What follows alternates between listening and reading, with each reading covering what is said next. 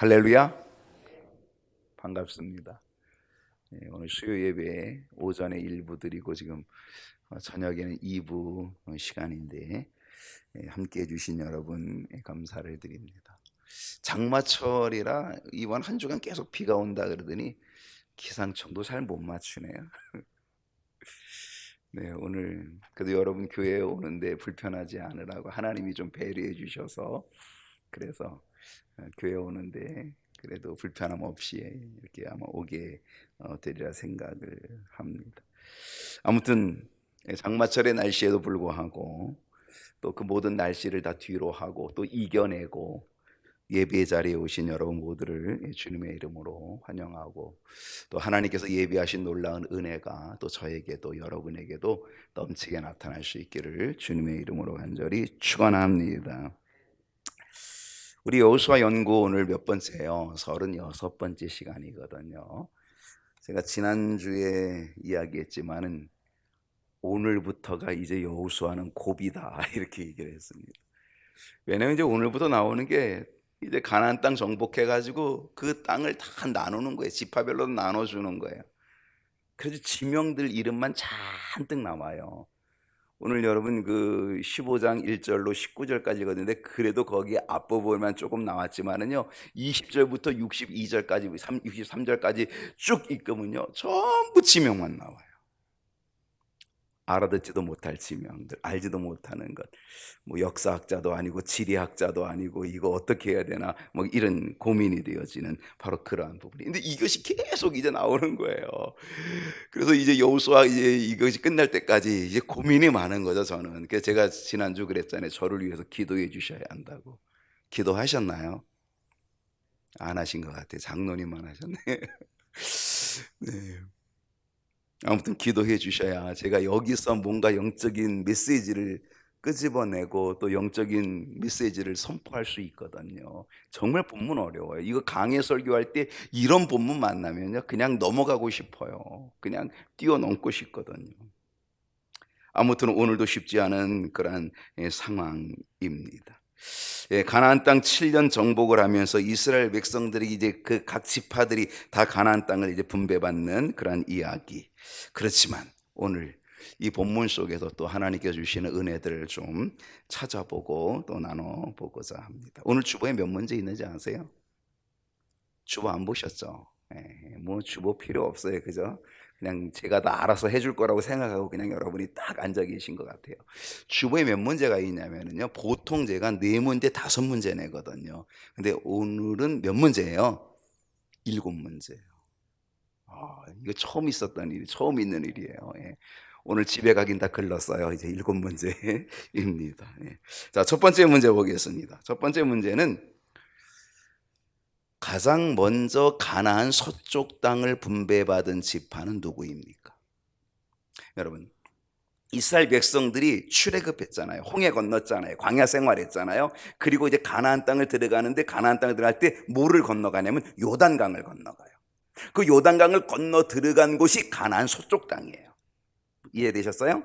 자, 요단강을 건너서 들어간 그 땅이 가나안 서쪽 땅이에요. 거기서 가나안 족속들하고 전쟁을 치르면서 다 이제 그 땅을 정복하게 되어지면서 이제 땅을 분배하게 되어지는데 그 분배하게 될 때에 첫 번째 분배받은 지파가 어떤 지파일까? 어떤 지파인 것 같아요? 네, 오늘 제목을 보면 유다 지파의 기업이에요. 유다 지파예요. 1절 볼게요. 자, 1절 말씀. 자, 다 같이 한번 읽어볼까요? 시작. 또 유다 자손의 지파가 그들의 가족대로 제비 뽑은 땅의 남쪽으로는 에돔 경계에 이르고 또 남쪽 끝은 신광야까지라. 이스라엘 백성들이 요단을 건넜어요. 그리고 가나안 서쪽 땅에 들어왔어요. 그리고 그것을 정복하면서 나누는데 어느 지파가 가장 먼저 분배를 받았다 그랬어요? 유다 지파요. 왜 그럴까요? 왜 유다 지파일까요? 자, 야곱의 12아들이에요. 야곱의 12아들이 12지파를 만들어요. 그게 이스라엘이에요. 야곱의 12아들 12지파. 그게 이스라엘을 형성하는 거예요. 그럼 유다가 장자냐? 아니에요. 유다는 넷째 아들이에요. 첫 번째 아들은 누구예요? 루벤이에요. 보라 아들 루벤이에요. 근데 이 루벤이 장자였지만 장자의 명분을 잃어버려요. 왜 그랬어요? 자기 아버지의 침상을 더럽혔어요. 계모와 통관함으로 인하여서 아버지의 침상을 더럽힘으로 인하여서 루벤은 장자였지만 장자의 자격에서 떨어져 나가요. 두 번째 아들이 누구냐? 시몬이에요. 세 번째 아들은 레위예요. 레위는 제사장 족속이기 때문에 빠져나가긴 하지만은요, 둘째 아들 시몬과 이 셋째 아들 레위는 세겜 족속들하고 거짓 맹약을 해요. 거짓 언약을 맺어요. 그래서 자기 누이 동생 디나를 딸을 너희들에게 준다고 이렇게 하고 우리 함께 서로 통혼하자고 이렇게 하면서 남자들에게 뭘 요구한 거예요? 할례를 요구한 거예요. 그래서 남자들 다 할례 받게 한 다음에, 그래서 꼼짝 못한 그 상황에, 그 고통 중에 있는 그때에 이 시몬과 레위가 칼을 가지고 들어가서 남자들을 다 찔러 죽인 거예요. 그 일로 인하여서 시몬, 레위도 역시 장자의 명분에 떨어져요. 그리고 네 번째 아들이 유다예요. 찬송이라고 하는 이름을 가지고 있는 유다. 이 유다가 장자의 명분을 이어가요. 그래서 그 유다의 혈통으로 다윗이 오는 거예요. 다윗 왕이 오는 거예요. 그 유다의 혈통으로 다윗 왕이 오고 그 다윗 왕의 혈통으로 예수 그리스도께서 이 땅에 오시는 거예요. 그게 하나님의 구속의 역사예요. 참 묘하죠.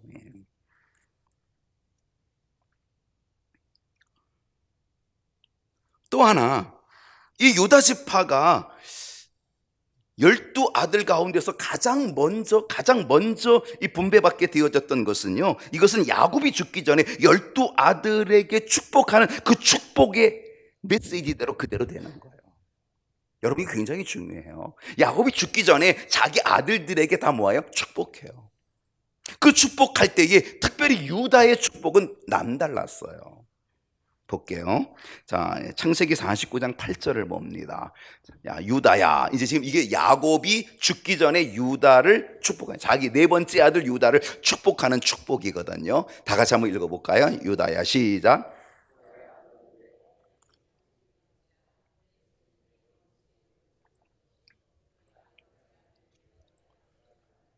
유다야, 너는 내 형제의 찬송이 되리라. 굉장하죠. 또 내 손이 내 원수의 목을 잡을 것이고 내 아버지 아들들이면 누구예요? 형제들이잖아요. 너의 형제들이 다 내 앞에 뭐 하리라? 절하리라. 누구 생각나요? 요셉이 꿈꾸고 얘기하잖아요. 형들에게, 형들 한번 들어보세요. 내 볕단이 일어나고 형들의 볕단이 다 내 볕단에 절하더라고요. 요셉. 마치 이것처럼 내 아버지의 아들들이, 즉 내 형제들이 내 앞에 절하리로다. 그러니까 다 너를 공경한다, 다 내 앞에 무릎 꿇는다, 너를 높여준다 라고 하는 이 축복을 아버지로부터 받은 사람이 누구냐? 그게 유다였다는 거죠. 이 유다가 아버지의 축복 그대로를 이어받는 거예요. 그래서 가나안 땅 서쪽 들어가서 요단을 건너 첫 번째로 들어간 그 땅을 들어가서 가나안 땅에 가장 먼저 분배를 받는 지파가 누가 되었다? 유다 지파가 되었다는 거죠. 네 번째 아들이지만 결국 장자의 명분을 이어갑니다. 여기서 아주 중요한 한 거에 하나 있어요. 그게 뭐예요? 아버지의 축복권이에요. 여러분, 부모는 자녀에 대한 축복권이 있어요. 여러분, 자녀를 위해서 축복하십시오. 여러분, 자녀를 향하여서 맨날 빌어먹을 놈 이러지 말고 잘될 놈 이렇게 하고 축복하라니까요.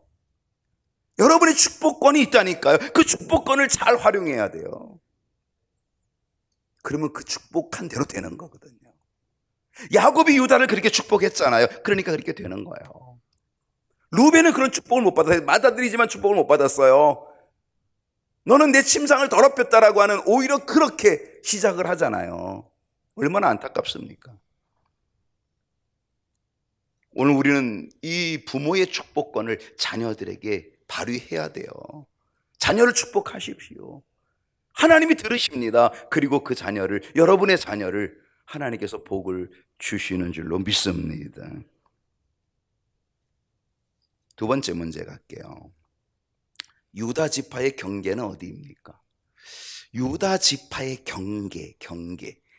여러분, 이 유다가 가장 큰 지파예요. 인구가 많아요. 가장 큰 지파고, 그러다 보니까 땅도 널찍이 받게 돼요. 그 경계가, 이 여호수아 15장의 경계가 쭉, 이게 1절부터 어디까지 나오냐, 12절까지가 유다 지파의 경계가 쭉 나오는 거예요. 1절부터 12절까지. 자, 1절 다시 볼게요. 자, 1절. 또 유다 자손의 지파가 그들의 가족대로 제비 뽑은 땅의 남쪽으로, 자, 남쪽 경계입니다. 남쪽으로는 에돔 경계. 자, 에돔 경계. 이거 여러분 잘 기억하세요. 자, 남쪽으로는 어디 경계라고요? 에돔 경계예요. 야, 한번 생각해 보세요. 남쪽으로는 에돔 지역 이래야 되는 거죠. 근데 에돔 지역이라 그러지 않았어요. 에돔 경계라 그랬어요. 그러니까 에돔을 침범해 들어갔어요? 안 들어갔어요? 안 들어간 거예요. 에돔 경계라 그랬다는 거예요. 여러분 기억하세요. 이러고 또 남쪽 끝은 신광야까지라 그렇게 되어 있다는 거죠. 자, 5절을 볼게요. 자, 5절을 보게 되면은 그 동쪽 경계는 어디라 그랬어요? 그 동쪽 경계는 염해, 사해바다, 즉 염해고요, 요단 끝까지요. 북쪽 경계는 요단 끝에 있는 해만이라 그렇게 되어 있어요. 서쪽 경계는 어디냐? 서쪽 경계는 서편으로 쭉 가는 거예요. 그럼 거기 뭐가 나오는지 아세요? 큰 바다, 대해가 나와요. 그 대해를 뭐라 그러냐면 지중해 바다라 그래요. 대해, 큰 바다라 그래서 지중해 바다, 대해라고 그렇게 얘기하죠. 그 서쪽은 그 대해까지, 지중해 변까지 그 유다의 족속이, 땅이 되었다라고 하는 것이죠. 여기서 중요한 것은 뭐냐면 아까 얘기했던 남쪽 경계예요. 남쪽 경계가 어디라 그랬어요? 에돔 경계까지라 그랬어요. 경계. 왜 에돔 지역은 아닐까? 왜 에돔의 경계까지일까라고 하는 거죠. 이것은 하나님께서 이스라엘 백성들에게 가나안 땅을 주실 때에 야곱의 형 에서의 후손. 자, 이 에돔 족속은 누구예요? 에서의 후예요. 그러니까 야곱의 형이죠. 쌍둥이잖아요, 야곱이. 그 야곱의 쌍둥이 형 에서의 후손이 에돔이에요. 그러니까 하나님께서는 이 에돔 족속의 영역은 침범하지 않도록 그 경계를 거기 지게 주었다는 거예요.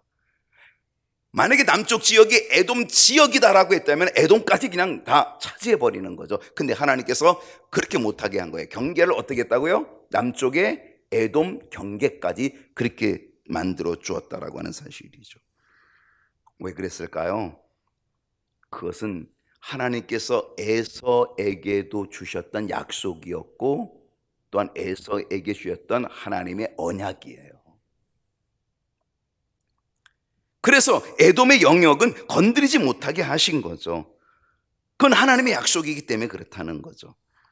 하나님은 유다 지파의 경계를 주실 때에 에돔을 침범하지 못하도록 에돔을 경계로 삼았고, 그리고 에돔을 배려해 주었다는 거죠. 그건 야곱의 형 에서를 배려했다는 사실이죠. 하나님의 세심함을 우리는 볼 수 있다는 사실입니다. 여러분, 우리는 우리의 삶 속에 뭐가 필요하냐면 배려가 필요해요. 배려.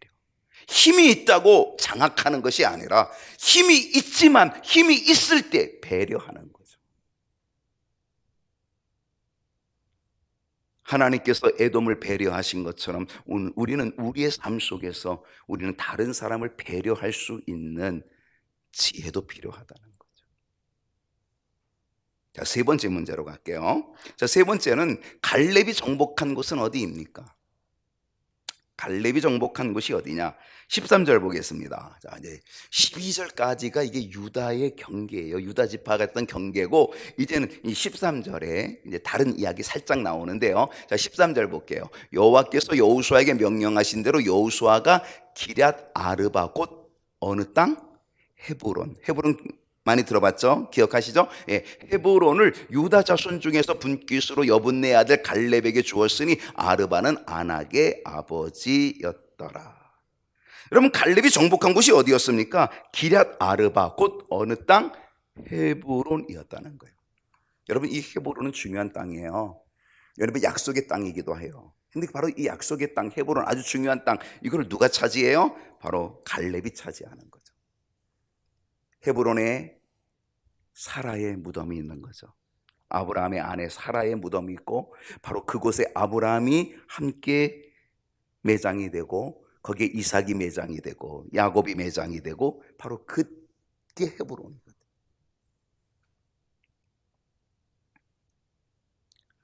갈렙이 정복한 기럇 아르바 곧 헤브론이었다는 거예요. 그런데요 14절을 볼게요. 자 14절을 보게 되면 갈렙이 가서 아낙의 소생 그 세 아들 곧 세세와 아이만과 달메를 어떻게 했어요? 쫓아내었다는 거죠. 갈렙은 헤브론에서 아낙의 소생들을 쫓아냈다는 거예요. 세 아들을 다 쫓아냈다는 거예요. 여러분 이 아낙의 자손들이 뭐예요? 아낙 사람들 우리 지난번에 봤잖아요. 아낙 사람들 어떤 사람들이에요? 거인 같은 사람들이에요. 12정탐꾼들이 정탐하러 갔다가 기절초풍했잖아요. 왜? 아낙 사람들이 너무 커가지고 우와 우리는 이 땅에 못 들어간다 이렇게 그렇게 보고했잖아요. 그들이 본 사람들이 아낙 자손들이거든. 워낙 컸어요.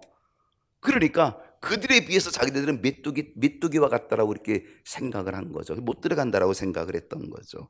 그 정탐꾼들이 보고 떨었던 그들 아낙 사람들 누가 물리쳐요? 누가 쫓아내요?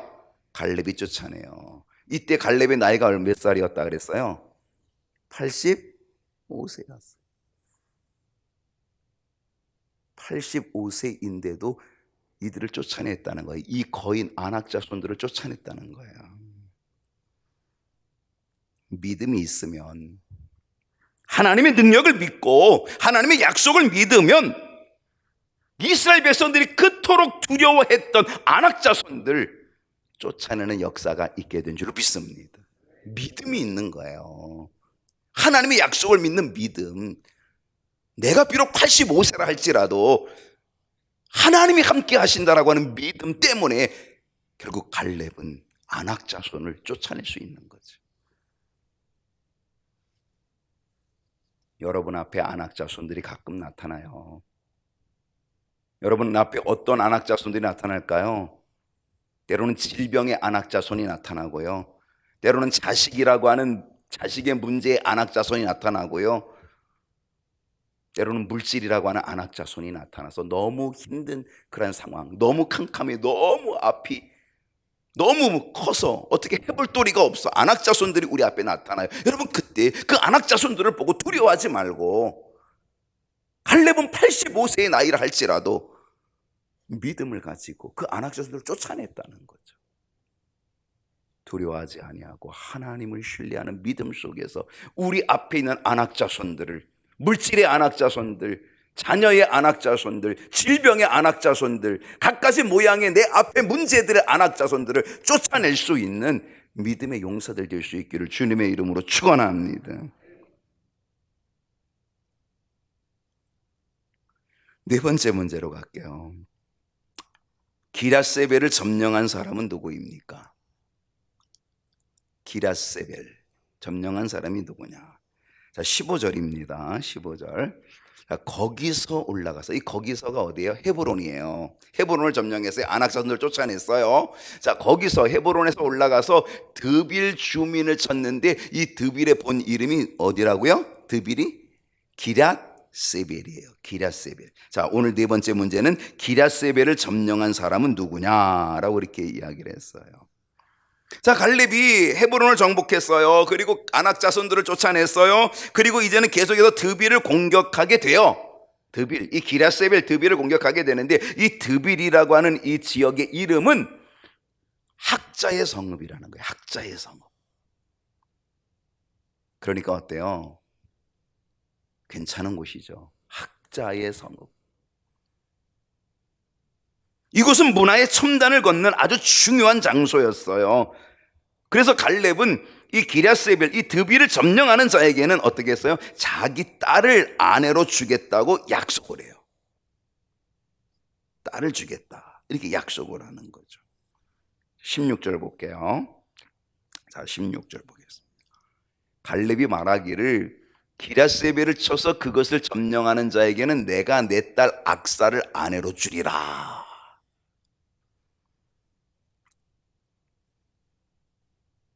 여러분 이러한 제안은요 고대 사회에서 늘 있었던 일이에요.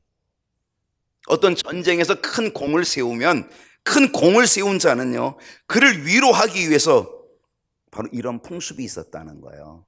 때로는 어려운 전쟁을 앞에 두었다 그러면은 이번에 전쟁에 승리하면 이번에 전쟁에 공을 세우는 자는 내 딸을 주겠다, 이렇게 상품을 걸고 그게 고대에 있었던 풍습 중에 하나였다라고 하는 거죠. 여러분, 성경에서 혹시 이렇게 자기 딸을 걸고 했던 것 기억하시나요? 누가 그랬어요? 사울 왕이 그랬어요. 골리앗, 블레셋의 골리앗이 나타나서 떵떵거리는 거예요. 이 구척 같은 키에 골리앗이 나와서 막 하나님을 욕하고 이스라엘 백성 욕하고 그러는데 뭐 어떻게 골리앗하고 싸워볼 사람이 아무도 없는 거예요. 그러니까 사울이 어떻게 상품을 걸었어요. 뭐라고 걸었어요? 저 골리앗을 쳐 죽이는 자에게는 내 딸을 주겠다 그랬어요. 내 딸. 사위로 삼겠다, 내 딸 주겠다 그랬거든요. 이게 고대에 그 풍습이 함께 있었던 거예요. 공을 세우면 그러한 상을 허락해 주었다라고 하는 거죠. 사무엘상 17장 25절을 보겠습니다. 이스라엘 사람들이 이르되 너희가 이 올라온 사람들을 보느냐? 참으로 이 올라온 사람이 누구냐? 이 골리앗이에요. 참으로 이스라엘을 모욕하러 왔도다.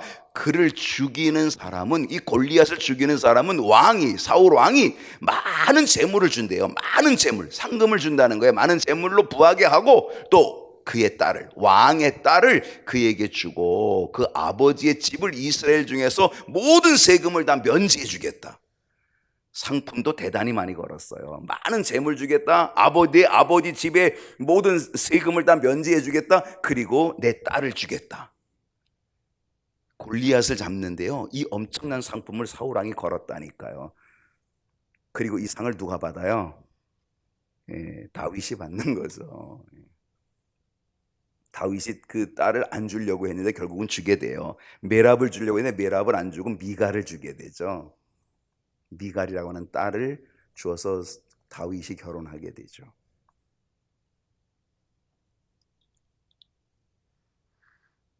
자, 17절을 보겠습니다. 17절. 자, 이렇게 지금 이 갈렙도 이렇게 한 거예요. 갈렙도 이 기랴세벨을 점령하는 자에게는 내 딸을 주겠다. 내 딸 악사를 주겠다. 결혼시켜 주겠다. 이렇게 이제 이야기를 한 거죠. 그랬더니 17절. 자, 누가 나타났어요? 갈렙의 아우 그나스의 아들이 누구예요? 온니엘. 들어보셨나요, 온니엘? 무슨 초콜릿 이름이에요?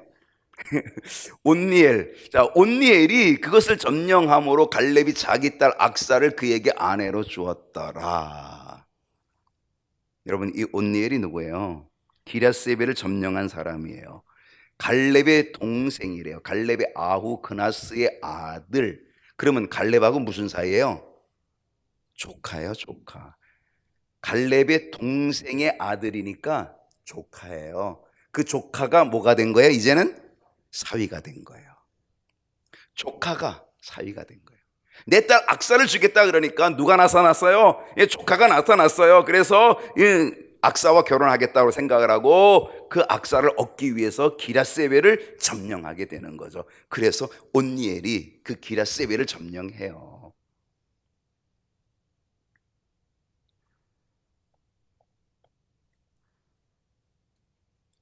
이 온니엘이 누군지 아세요?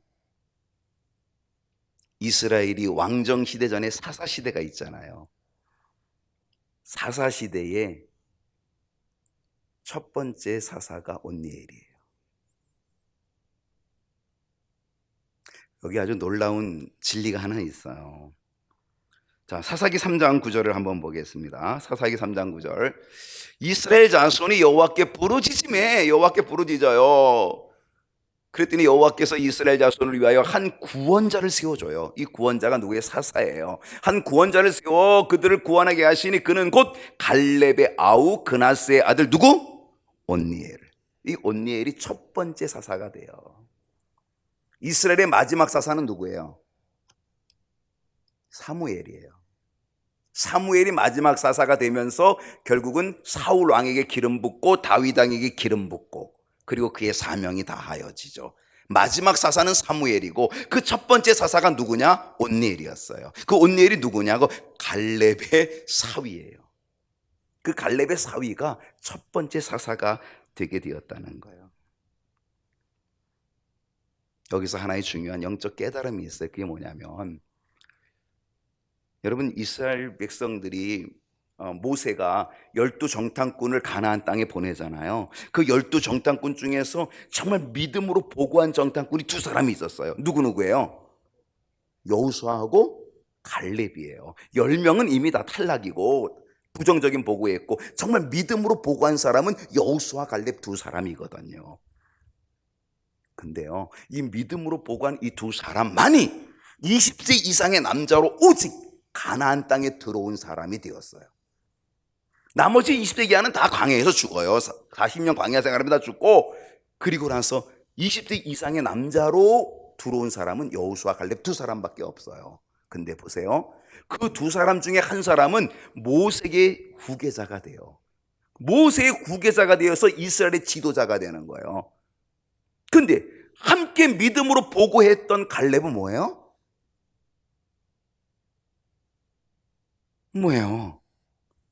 만약에 여러분이 갈렙이라면, 하나님 너무하시네.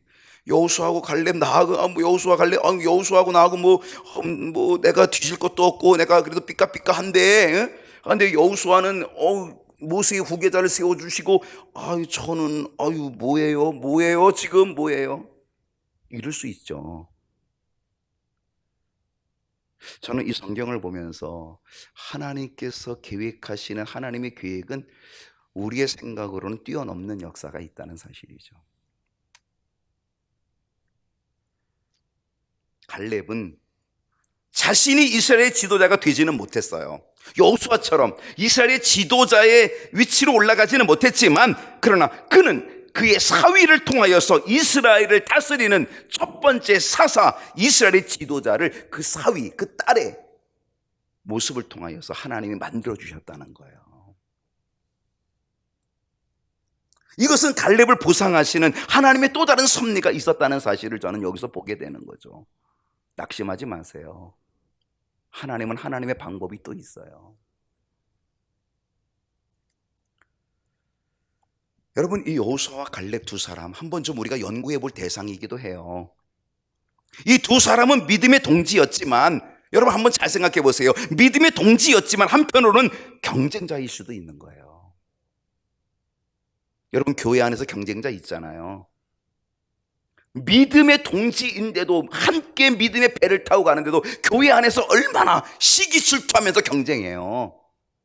어쩌면 이 여호수아와 갈렙은 믿음의 동지이면서도 한편으로는 경쟁자였을 수 있다는 사실이에요. 여러분, 여호수아 못지않은 믿음의 사람이 누구예요? 갈렙이에요. 여러분, 우리가 지지난주도 정말 두 번씩이나 우리는 갈렙의 믿음 완투를 보았다니까요. 그만큼 갈렙의 믿음이 대단한 거예요. 놀라운 거예요. 여호수아 못지않은 믿음의 사람이 갈렙이었던 거죠. 그런 갈렙이요, 여호수아가 지도자가 됐다고 해서 여호수아의 지도력을 끌어내리지 않았어요. 여호수아의 지도력을 방해하지 않았어요. 시기 질투하지 않았어요. 그런 기록은 성경에 하나도 없어요. 이게 정말 갈렙의 멋진 인격이죠. 멋진 인격. 여러분, 우리 같으면요, 이미 갈등이 일어나요. 시기 질투가 일어나고요, 막 끄집어내려고 하고요, 막 험담하고 막 그럴 거예요.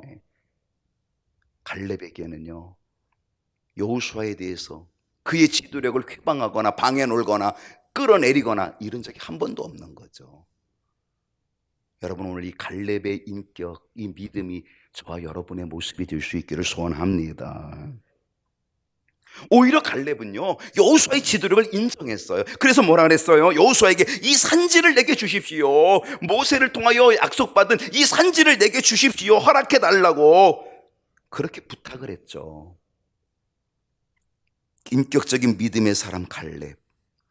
결국 하나님께서는 이 갈렙을 하나님이 쓰시기 위하여 어떻게 쓰시는 거예요? 갈렙의 시대에는 그렇게 쓰지 못한다 할지라도 갈렙의 딸을 통해서, 그의 사위를 통하여서 결국 이스라엘 지도자 첫 번째 사사로 쓰임받는 은총을 허락해 주셨다는 사실이죠. 여러분, 하나님은 다 기억하고 계세요. 하나님은 다 기다리고 계세요. 그리고 하나님께서는 보상해 주시는 거죠.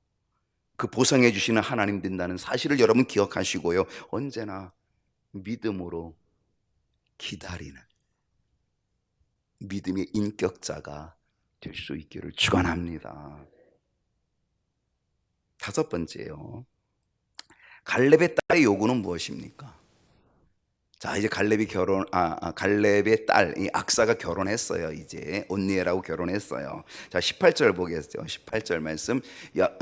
악사가 출가할 때, 결혼해서 이제 출가할 때에 그에게 청하여 자기 아버지에게 밭을 구하자 하고, 아버지에게 뭐를 구해요? 밭을 구하자 하고, 나귀에서 내리매 갈렙이 그에게 묻되 내가 무엇을 원하느냐 이렇게 물어봐요. 내가 뭘 원하느냐 그랬더니 19절에 뭐라고 얘기합니까? 이르되 내게 복을 주소서. 아버지께서 나를 네겝 땅으로 보내시오니 샘물도 내게 주소서. 그렇게 했더니 갈렙이 어떻게 했어요? 윗샘과 아랫샘을 그에게 주었더라. 악사 그 딸이 아버지 갈렙에게 밭을 구했어요. 밭을. 무슨 밭을 구했다고요? 샘물이 있는 밭을 구했어요. 샘물. 여러분, 그 당시요, 땅은 아주 중요한 자산이에요. 거기다가 샘물은 최고예요. 물이 있어야 살아요. 짐승도 살고 사람도 살고요. 농사도 짓고 목축도 하고요. 물이 있어야 되는 거죠.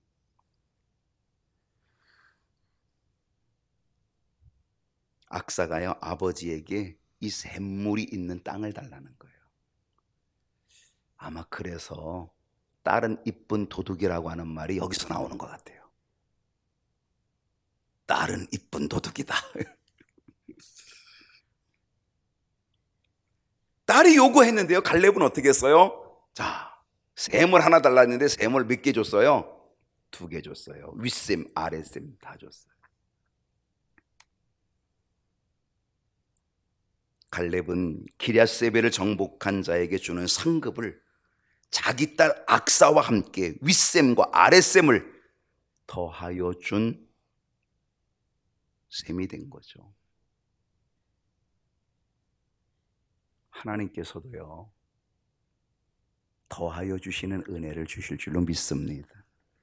하나님께 충성하는 당신의 백성들, 하나님께 헌신하는 당신의 백성들 상급 주실 때에 하나님께서는 더 풍성하게 윗샘, 아랫샘, 아니 중간샘까지도 그냥 풍성하게 더하여 주실 것을 바라보면서 여러분, 그 소망을 가지고 우리의 믿음의 길, 헌신의 길, 충성의 길 낙심하지 않고 달려갈 수 있기를 주님의 이름으로 축원합니다. 6번째로 가십시다. 유다 지파의 성읍들은 얼마나 됩니까? 유다 지파의 성읍들이 얼마나 되는지는 집에 가서 세어보세요. 몇 절부터 나온다고요? 20절부터 63절까지 나와요. 여호수아 15장 20절부터 63절까지 쭉 세보면요, 그게 다 누구 성읍이라고요? 유다 지파의 성읍이에요. 이 유다 지파의 성읍을 크게 넷으로 나눠져요. 하나는 남방, 그게 21절로 32절까지가 남방, 33절로 47절까지가 평지, 48절로 60절까지가 산지, 그리고 61절, 62절이 광야. 넷으로 나눠져요. 남방, 평지, 산지, 광야, 이렇게 네 분야로 되어 있다라고 하는 거죠. 이 유다 지파의 영토가, 이 네 분야의 영토가 120여 성읍으로 구성되어 있다는 거예요. 120여 성읍. 굉장히 큰 성읍이에요. 굉장히 큰 영토죠. 남방에 37성읍, 평지에 43성읍, 산지에 38성읍, 광야에 6성읍, 이걸 토탈로 합하면 124성읍이 돼요.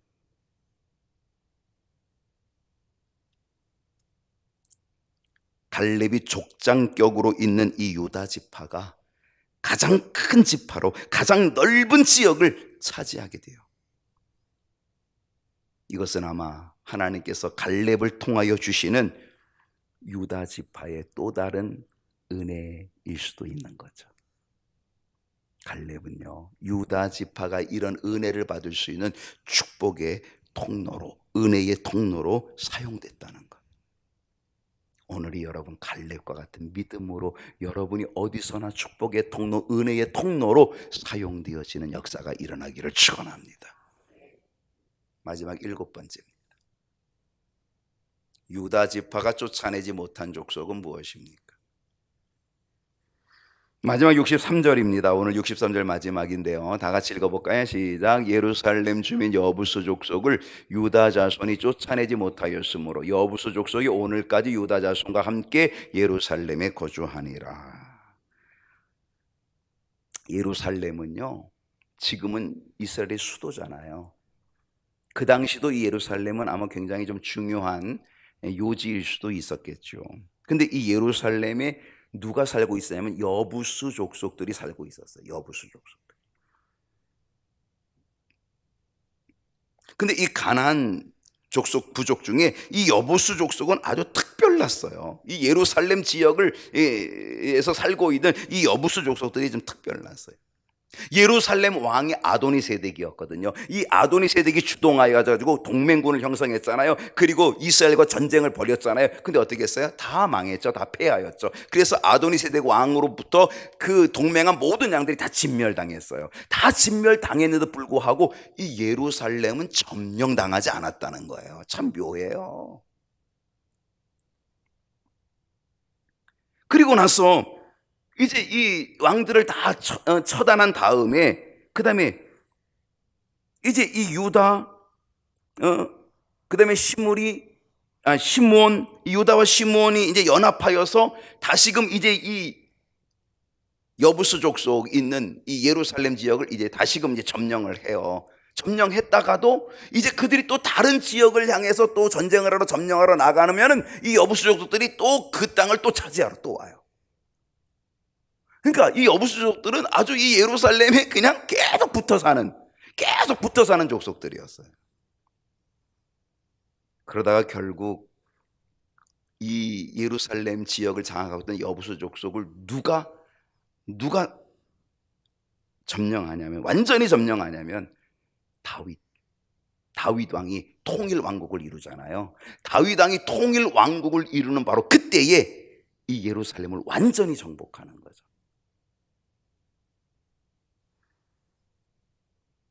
여기서 깨닫게 하시는 하나의 은혜가 있다면 이런 거예요. 죄는 정복하기가 쉽지 않다는 거예요. 이 여부수 족속 정복하기가 쉽지 않은 것처럼 이 죄라고 하는 것은요, 정복하기가 쉽지 않다는 거예요. 근데 정복하기 쉽지 않지만 우리는 어떻게 돼요?